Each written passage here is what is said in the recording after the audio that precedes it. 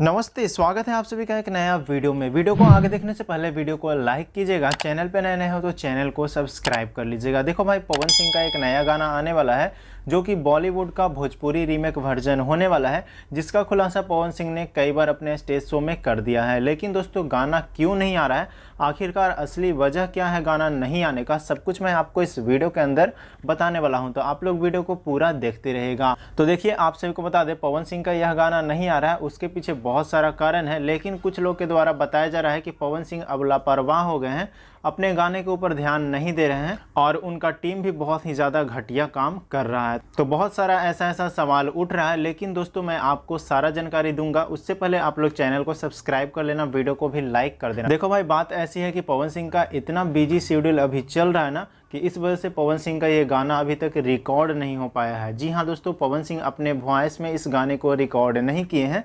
आप सभी को पता ही है दोस्तों, पवन सिंह का कितना बिजी शेड्यूल है। अभी से कुछ दिन पहले होली का माहौल चल रहा था और होली का गाना बैक टू बैक 7 से 8 गाना ला करके दिए हैं।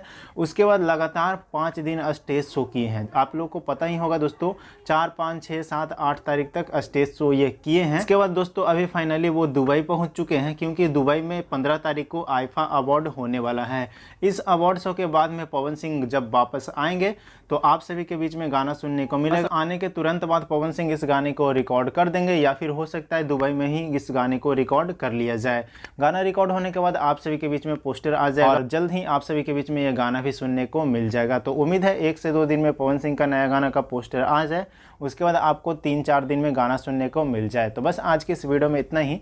अपडेट अच्छा लगा तो वीडियो को लाइक करके शेयर जरूर से कर दीजिएगा। तो मिलते हैं किसी नए अपडेट के साथ में, तब तक के लिए धन्यवाद दोस्तों।